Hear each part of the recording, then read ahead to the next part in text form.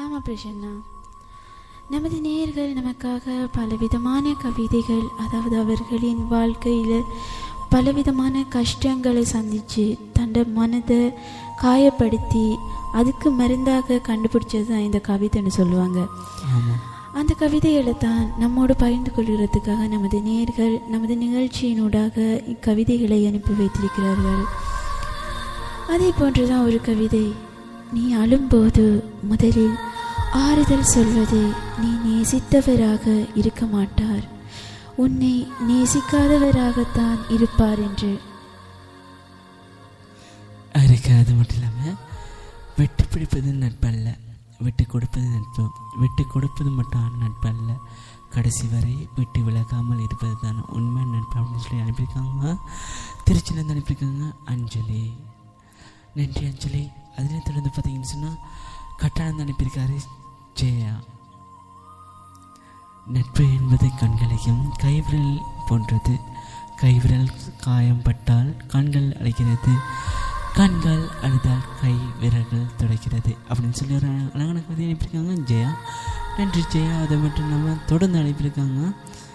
அது தொடர்க்கு முதல்ல ஒரு கதை ஒன்று பார்த்துக்கலாம். ஏன்னா அந்த கதையை பார்க்கணுன்னு சொல்லி எங்கள் கனவை கல்யாண நிகழ்ச்சியோடு அனுப்பியிருக்காங்க வெள்ளிக்குமார். பேரை பாருங்களேன், வெள்ளிக்குமார். அவர் அனுப்பிய கதைகளை பார்த்துவிட்டு மீண்டும் கவிதைக்குள்ளே இணையலாம்.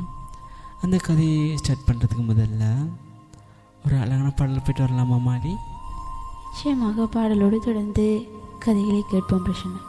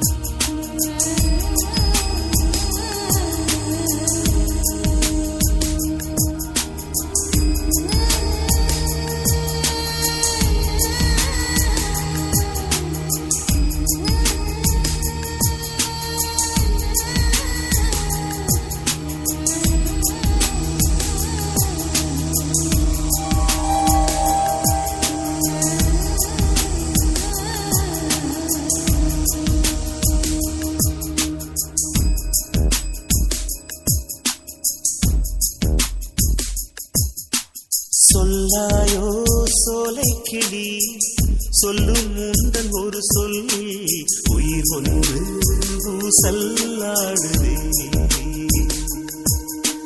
சொல்லாயோ சோலை கிளி, சொல்லும் முந்தன் ஒரு சொல்லி உயிர் ஒன்று ஊசல்லாடுதே. இந்த ஊமை நாடகம் முடிந்ததே, குயில் பாடி சொல்லுதே நம் காதல் வாழ்கவே. சொல்லாதே சோலை கிளி, சொல்லி கடந்த காதல் இது, கண்மூடும் காதல் பேசுதே.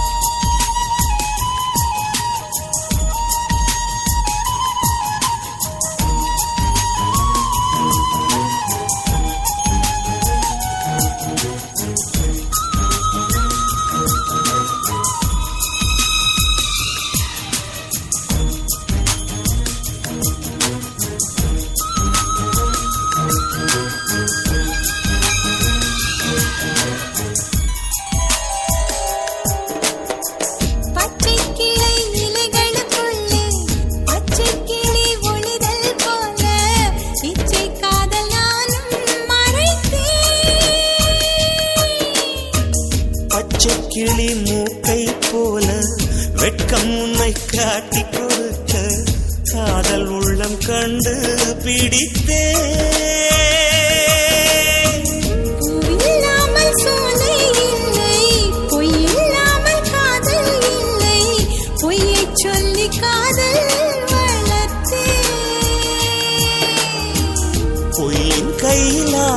பூட்டு மெயின் கையில் ஒற்றை சாவி எல்லா பூட்டும் இன்றே திறந்தே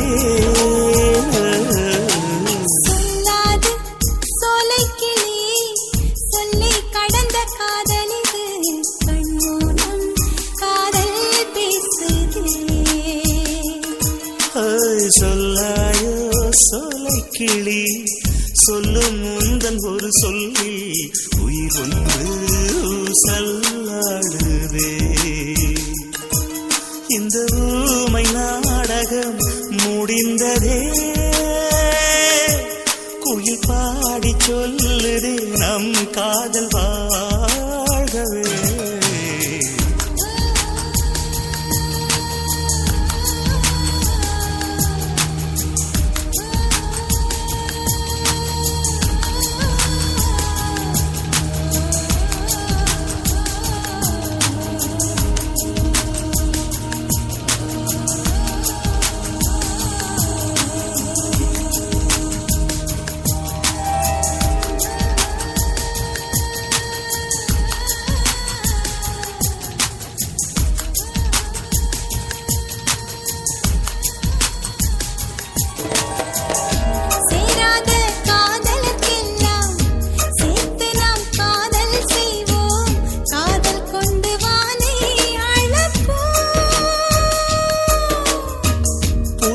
கம்பன் தேடி பிடித்து லவ்வாயணம் எழுதிடச் செய்வோ நிலவில் கூடி கவிதை படிப்போ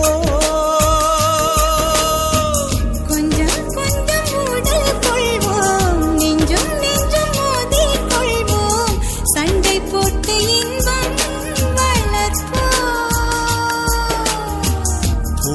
பூவும் மோதி கொண்டால் தேனை தானே சிந்தி சிதறும் கையில் அள்ளி காதல் குடிப்போ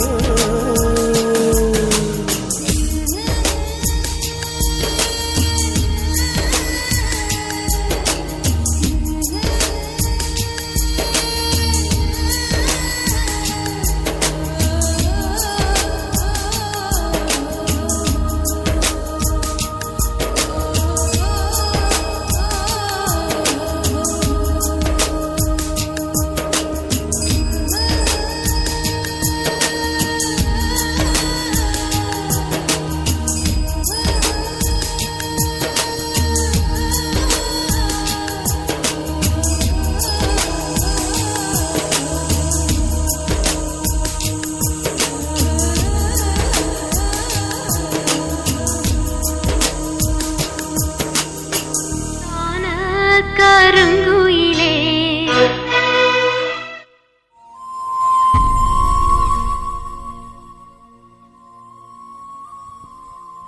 தொடர்ந்து இருக்கீங்க எங்கள் கதை நிகழ்ச்சியோடு மாலினி. ஆமாம் பிரசன்னா, கவிதைகளை பார்ப்பதற்கு முன் கதைக்குள் சென்று வருவோம் பிரசன்னா. ஆமாண்ணா, அந்த கதையை பற்றி அனுப்பியிருக்காங்க. வெள்ளி ஒரு பேர் என்ன,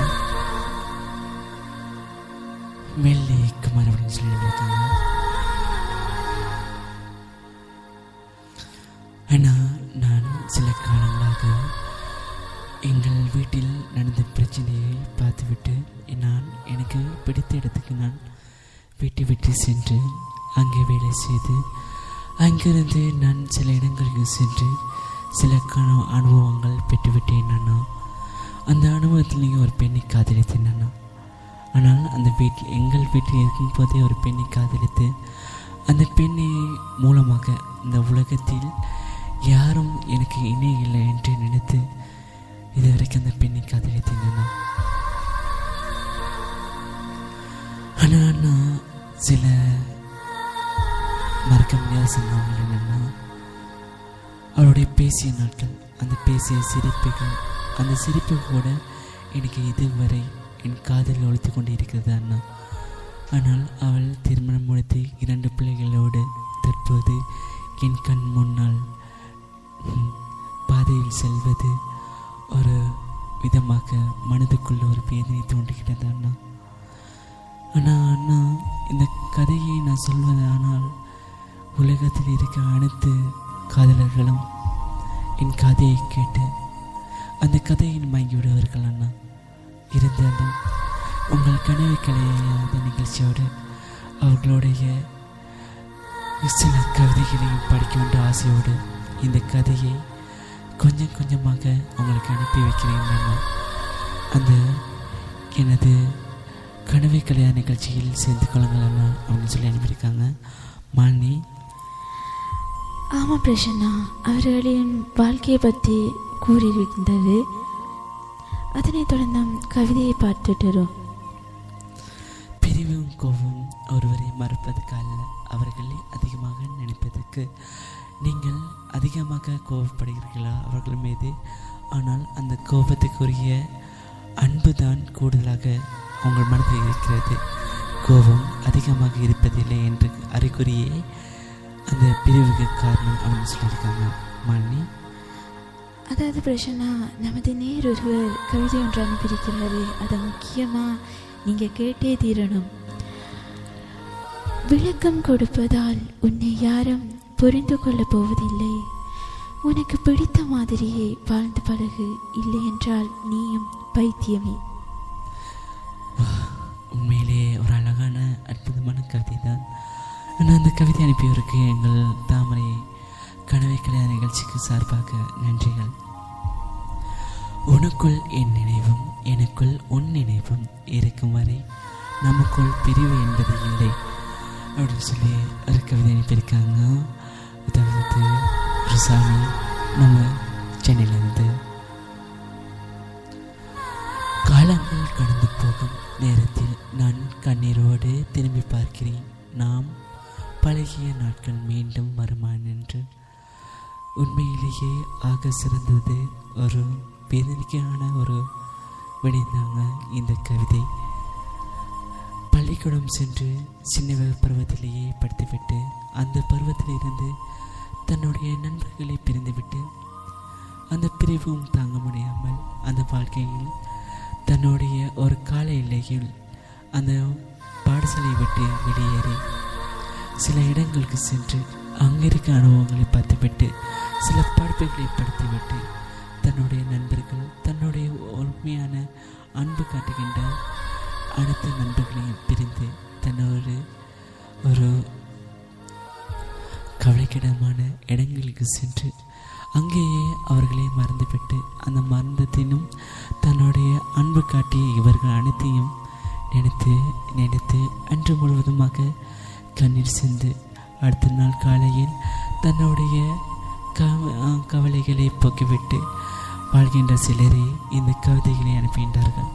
அதிலும் காதல் என்ற போர்வையில் அந்த போர்வைக்குள் இருந்து அந்த கவிதைகளை சொல்லும்போது அந்த வாழ்க்கையின் அர்த்தமும் அந்த காதலின் தாக்கமும் அந்த பிரிந்தவர்களின் வேதனையும் ஒன்றாக சேர்ந்து நமது கண்ணீரை துடைத்துவிட்டு வருகிறதா, இல்லை கண்ணை குத்திவிட்டு கண்ணீர் வருகிறதா என்ற கவிதை கனவை கலையா நிகழ்ச்சியோடு உங்கள் நான் பிரசன்னா. மாலினி,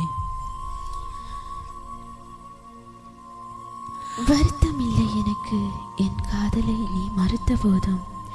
மனதில் சின்ன திருத்தம் செய்து கொண்டேன். உன்னை மறக்க அல்ல, உன்னை பற்றி மட்டுமே நினைத்து வாழ்ந்து கொண்டிருக்க. நிஜங்களை விட நினைவுகள் தான் இனிமையானவை.